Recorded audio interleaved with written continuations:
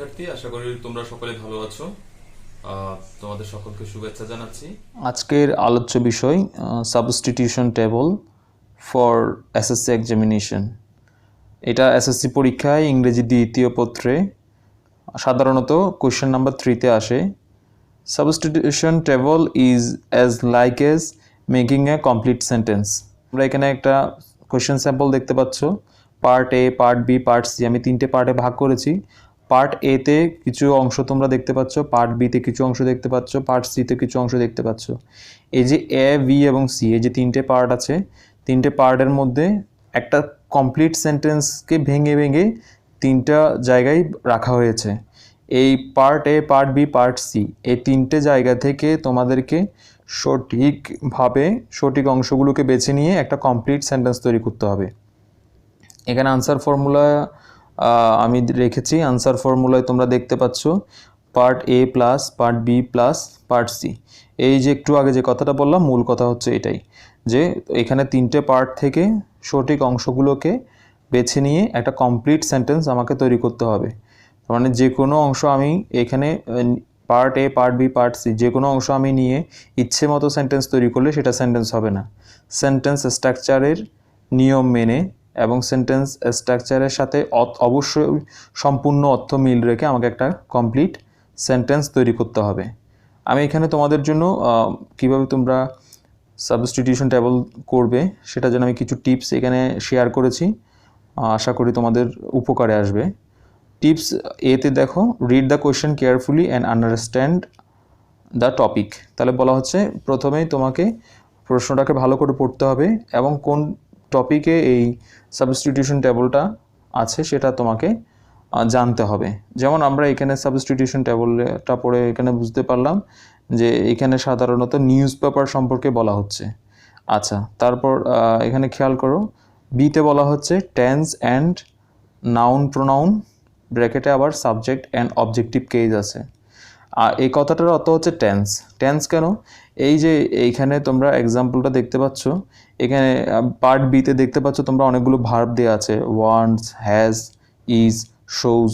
তাহলে এই যে ভার্বগুলো দেওয়া আছে, এই ভার্বগুলোর শুধু ওয়ান্টস না দিয়ে ওয়ান্ট শব্দটা দিতে পারে, হ্যাজ না দিয়ে হ্যাভ দিতে পারে, ইজ না দিয়ে বি দিতে পারে, শোজ না দিয়ে শো দিতে পারে। তাহলে এই যে পার্ট বির মূল অংশগুলো দিতে পারে। তাহলে মূল অংশগুলো দিলেও তোমাদের কিন্তু মূল অংশটা যদি তুমি এখানে, যেমন নিউজ পেপার, আমি যদি বলি news paper is one of the best media to satisfy his curiosity, তাহলে এটা একটা সেন্টেন্স হয়। কিন্তু এখানে আমি যদি ইজের পরিবর্তে যদি বি থাকে আর আমি যদি বলি news paper be one of the best media to satisfy his curiosity, তাহলে সেটা ভুল হয়ে যাবে। তাহলে বি এর যে ফর্মগুলো আমাকে সেটা জানতে হবে। বি এর ফর্ম হচ্ছে am, is, are, was, were, being, been, এগুলো হচ্ছে বি এর ফর্ম। তাহলে বি এর কোন ফর্মটা, কোন সঠিক ফর্মটা আমি বসালে এই সেন্টেন্সটা কারেক্ট হবে সেটা আমাকে জানতে হবে। তাহলে পার্ট বি এ সাধারণত ভার্বগুলো দেওয়া থাকে। এই পার্ট বিতে তোমরা খুব সচেতনভাবে দেখে নেবে যে তুমি যে সেন্টেন্সটা তৈরি করছো সেই সেন্টেন্সের সাথে টেন্সের বিষয়টা অবশ্যই ঠিক আছে কিনা। তারপর যে noun pronoun subject and objective case, এই কথাটা আমি একটু পরিষ্কার করে বলি। নাউন প্রোনাউন বলতে আমি এখানে আবার এক্সাম্পল আসি। এখানে তোমরা দেখো, এই যেখানে নিউজ পেপার, নিউজ পেপার এখানে ইট, এরপর ম্যান, এরপর হি আছে। তাহলে নিউজ পেপারের জন্য নিশ্চয়ই কখনো হি হবে না, আর ম্যানের জন্য কখনো ইট হবে না। তাহলে নিউজ পেপার এটা একটা বস্তু, বস্তুর জন্য ইট হয়। মানুষ, এটার জন্য সাধারণত হি বসে। তাহলে এই যে নাউন এবং প্রোনাউন আছে, এই নাউন প্রোনাউনের বিষয়গুলো অবশ্যই তোমাকে মাথায় রাখতে হবে। তুমি ব্যক্তির জন্য কোন প্রোনাউনটা ইউজ করবা এবং বস্তুর জন্য কোন প্রোনাউনটা ইউজ করবা, এটা অবশ্যই তোমাকে জানতে হবে। আচ্ছা, এরপর খেয়াল করো যে subjective and objective case. Subjective এবং অবজেক্টিভ কেস কি আশা করি তোমরা অনেকেই জানো। সাধারণত সেন্টেন্সের সাবজেক্ট অংশে যে কেসটা বসে সেটাকে বলা হয় সাবজেক্টিভ কেস, আর অবজেক্টের যে অংশ, সেই অংশ যদি যে কেসটা বসে সেটাকে বলা হয় অবজেক্টিভ কেস। সাবজেক্টিভ কেস এবং অবজেক্টিভ কেস, এখানে যে জিনিসটা বোঝাতে চেয়েছি সেটা হচ্ছে, ধরো তুমি কোনো একটা সেন্টেন্স, মানে পার্ট এতে কোনো একটা সেন্টেন্স তৈরি করছো, কোনো পার্ট এ দিয়ে কোনো একটা সেন্টেন্সের সাথে পার্ট বি যুক্ত করে, পার্ট সি যুক্ত করে একটা সেন্টেন্স তৈরি করছো। পার্ট এতে যেই অংশ, যে বিষয়টা নিয়ে তুমি আলোচনা করেছো, যে নাউনটা নিয়ে তুমি আলোচনা করেছো, সেটা হয়তো পার্ট সিতে গিয়ে তুমি দেখতে পাচ্ছ যে এখানে একটা কি রয়েছে, এখানেও একটা প্রনাউন রয়েছে। তাহলে এই পার্ট এতে যে নাউনটাকে তুমি চুজ করে নিলে, পার্ট সিতে গিয়ে সেই নাউনের সেই অবজেক্টিভ কেসটা আছে কি না সেটাও একটা তোমাদের জানা দরকার। তাহলে এই জিনিসটা যদি তোমার মাথায় যদি থাকে, তাহলে অন্তপক্ষে সেন্টেন্স ভুল হওয়ার সম্ভাবনাটা অধিকাংশই কমে যায়।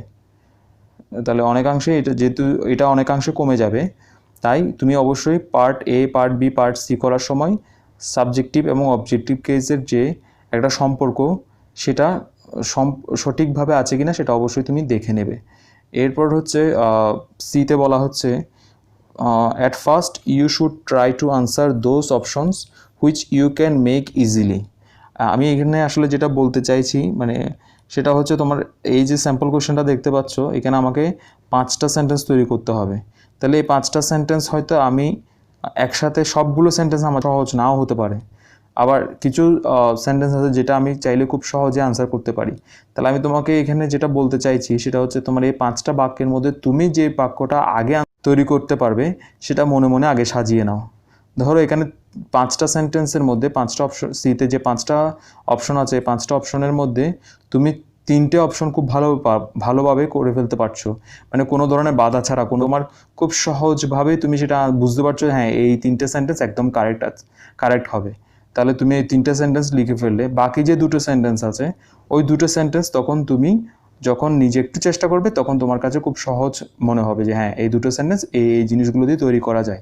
তাহলে আমি ওইটাকে সি নাম্বারে বোঝানোর চেষ্টা করেছি, at first you should try to answer those options which you can make easily. তাহলে তুমি যে আনসারগুলো প্রথমে করতে পারবে সেগুলো আগে অবশ্যই মনে মনে সাজিয়ে নেবে।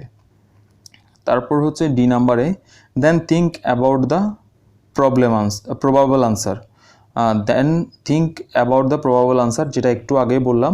প্রবাবল আনসার বলতে বলছি ওই যে তুমি 3টে করে ফেললে, বাকি 2টো তুমি হয়তো বুঝতে পারছো না যে কীভাবে হবে, কিন্তু যখন প্রবাবল আনসার তোমার মনে হচ্ছে হয়তো এটা কারেক্ট হবে, তাহলে এই যে প্রবাবল আনসারটা তুমি তৈরি করতে পারছো, ওই কারণে তোমার ভুল হওয়ার সম্ভাবনাটা 90% কমে যায়।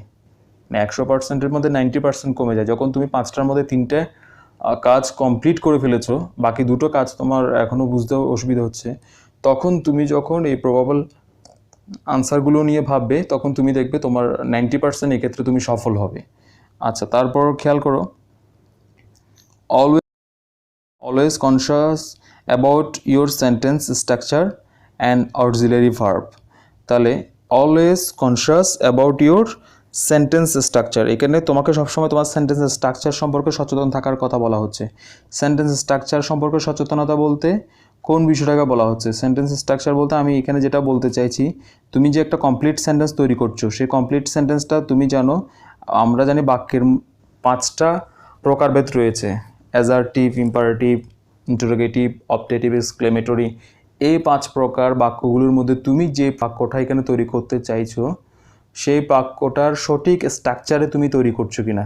দ্যাট মিন্স যদি তুমি অ্যাজারটিভ সেন্টেন্স তৈরি করো, তাহলে অ্যাজারটিভ যে স্ট্রাকচারে হয় সেটা তোমাকে এখানে ব্যবহার করতে হবে। ইন্টারোগেটিভ সেন্টেন্স যদি তুমি তৈরি করতে চাও, তাহলে ইন্টারোগেটিভ সেন্টেন্সে যে স্ট্রাকচারে ইন্টারোগেটিভ সেন্টেন্স তৈরি হয় সেই স্ট্রাকচারটা তোমাকে ফলো করতে হবে।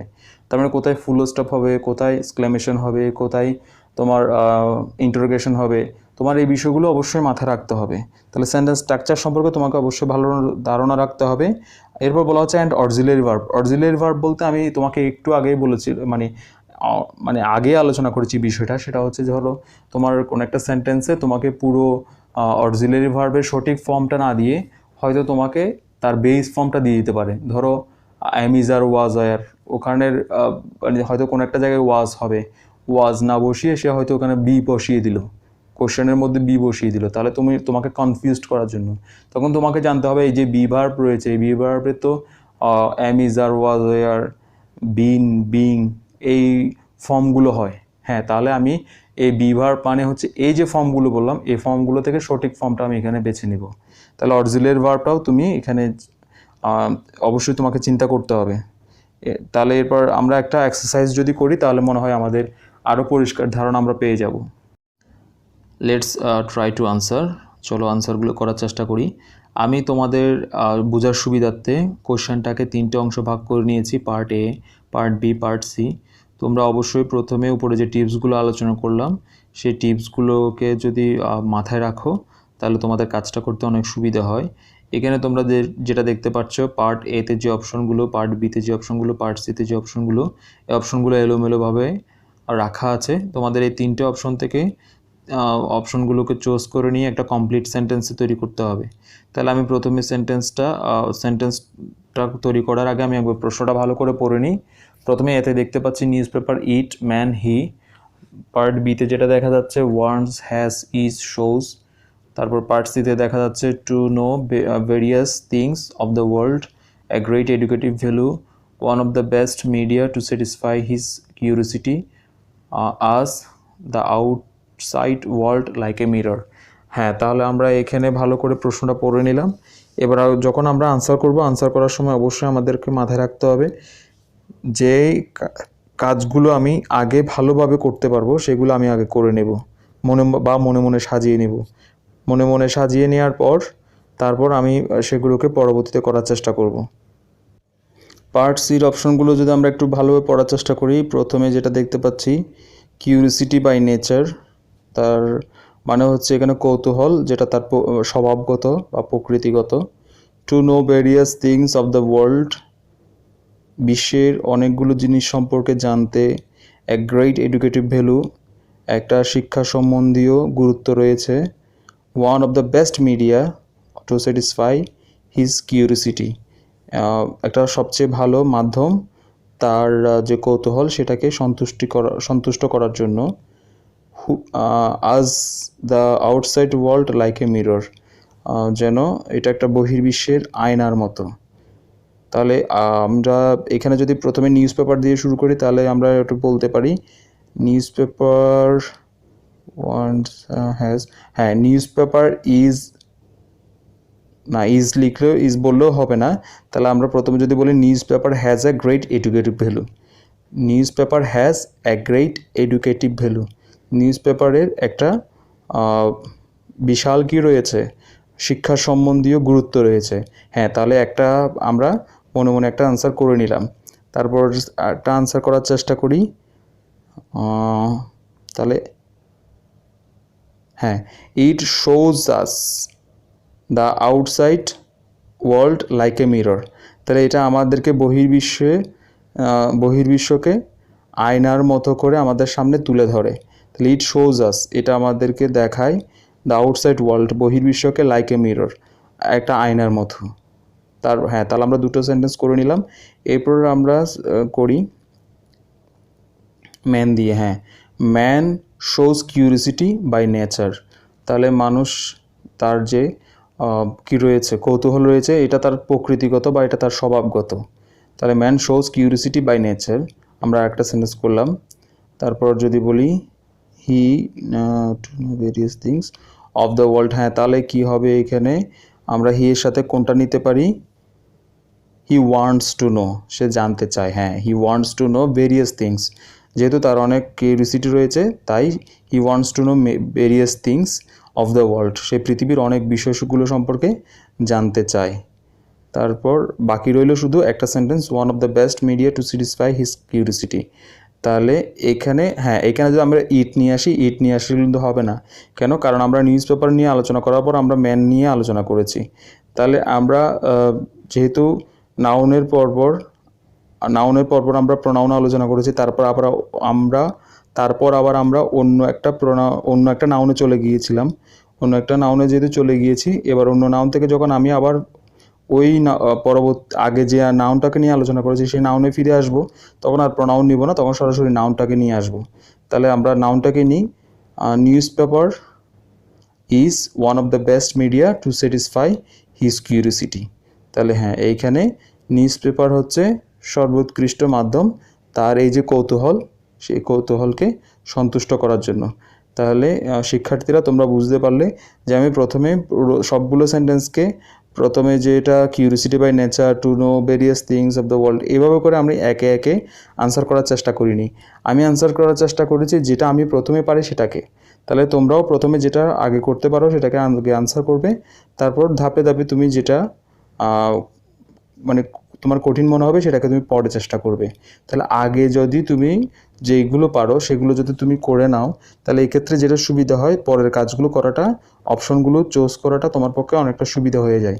কারণ তুমি যখন আগে থেকে অনেকগুলো অপশন ইউজ করো, তাহলে ওই অপশনগুলো আস্তে আস্তে ওইদিকে কমতে থাকে, আর কমলে তখন তোমার এই সেন্টেন্সগুলো আনসার করতে সুবিধা হয়। তোমরা যদি উপরের যে বিষয়টা আলোচনা করলাম, যে এক্সারসাইজটা এতক্ষণ ধরে আলোচনা করলাম, সেই এক্সারসাইজটা যদি ভালোভাবে বুঝতে পারো, আশা করি তোমরা পরবর্তীতে এই বাসায় বসে ভালোভাবে করতে পারবে। এই এক্সারসাইজটার মধ্যে আমি কিছু জিনিস এইখানে তোমাদেরকে বলে রাখি। আমি part A, part B, part C দিইনি। তোমরা নিজেরা বুঝতে পারছো কোনটা পার্ট এ, কোনটা পার্ট বি, কোনটা পার্ট সি হবে। তোমরা পার্ট বিতে দেখতে পাচ্ছ এখানে আমি পার্ট বিতে ভার্বের মধ্যে আমি বি যেটা ইউজ করেছি, এই বি নিশ্চয়ই এখানে কোনো একটা সেন্টেন্সে বি হিসেবে হুবহু নাও বসতে পারে।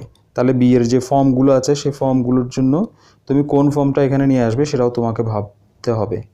তাহলে এতক্ষণ ধরে যে আলোচনাটা হলো, এই আলোচনার মাধ্যমে আশা করি তোমরা সাবস্টিটিউশন টেবল কীভাবে আনসার করতে হয় সেটা বুঝতে পেরেছো। পরবর্তীতে তোমাদের সাথে নতুন কোনো বিষয় নিয়ে আবার দেখা হবে। সে পর্যন্ত তোমরা সবাই ভালো থাকো, সুস্থ থাকো এবং অবশ্যই সাবধানে থাকো। তোমাদের সকলকে অনেক অনেক ধন্যবাদ।